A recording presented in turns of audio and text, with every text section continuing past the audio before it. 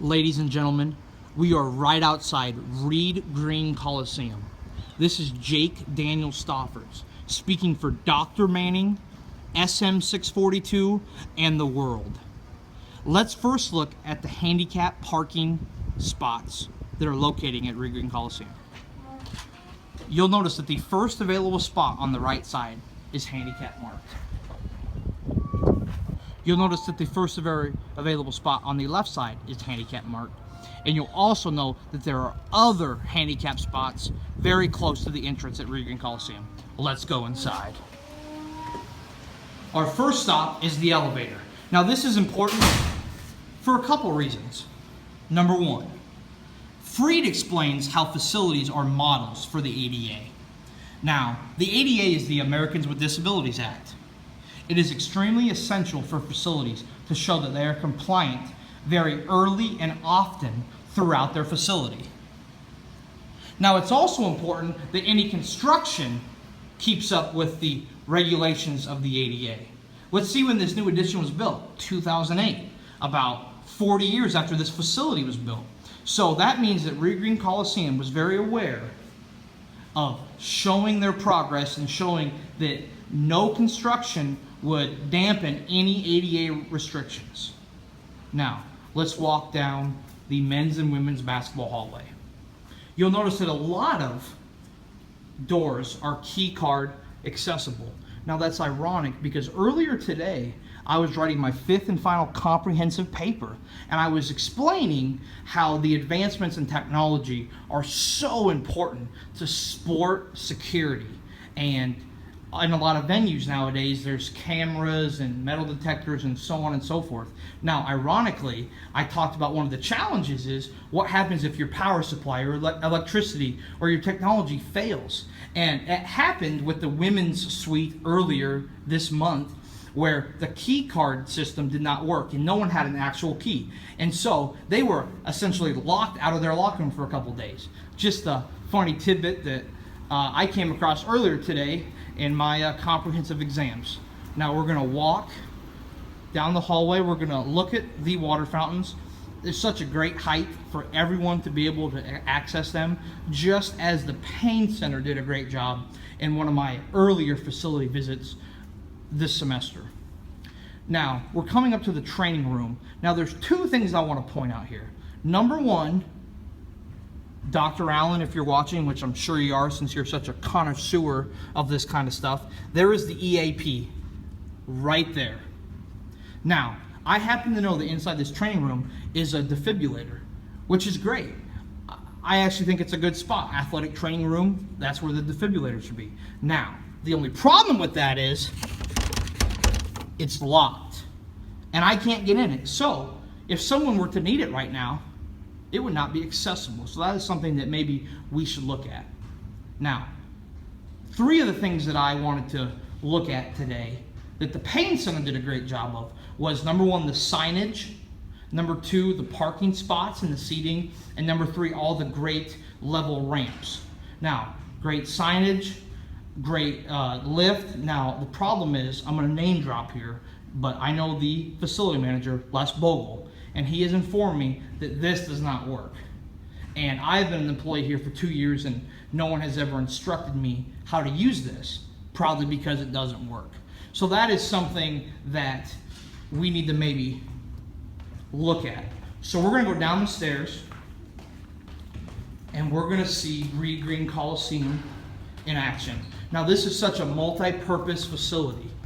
I can't tell you how many times that there's a cheer convention or a fifth grade science fair or a graduation. And you'll notice on a Saturday night, the lack of security, there is a student manager in here shooting. And there is a tarp in the middle of the entryway. There are cups everywhere. There are structures in the court. It looks like a solo rebounder. It also looks like some volleyball poles. So unfortunately, it's not perfect, nothing ever is, but like I did say, this is such an important facility for this university because of its multi-purpose functionality and the largeness and capacity of it in regards to area facilities. So, like Freed talks about, All areas must be accessible for everyone, and any barriers of any kind is a huge deterrent for anyone, not just people with disabilities, but for anyone.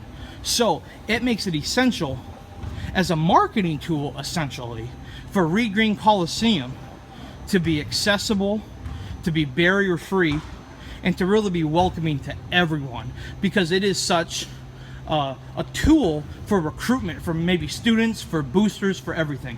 Now, I wanted to be creative today in this video, so I went to the trouble of writing a song and choreographing a dance. Now, it kills me, however, to tell you that the person who was supposed to film and sing backup, an undergraduate sport management major, Jeremy Tacole, has decided to not show up. Now, due to this, you will all miss out on a phenomenal performance, and if a certain professor sees fit to fail him in his classes, there would not be an argument from this gentleman. I'm just kidding. You can give him a D. Anyway, let's look at the aerial shot of Reed Green Coliseum. Now, Rothstein talks about, in his peer-reviewed article, about how the ADA is not very socially accessible because it takes a lot of time, uses a lot of money, and it's hard to do. For this instance, as Dr. Phillips talked about in our sport law class, there's not just a need for handicap seating, but for the people in the party of the handicap seating people. And so there's really not a huge amount of handicap spots, considering, if you're familiar with this is the film booth, and a lot of cameras are here usually, and so there would not be a lot of accessible seating the way it is. Now, we're going to look outside and look at one of the three things that I wanted to see. One was the parking, if you remember, and the seating. The second was the signage, which has been pretty good. And the third were the ramps. Now, Reed Green Coliseum does a great job of having basically 360 degrees level ramps for everyone to get up to the entrance. Absolutely great. Don't need to say another word on it.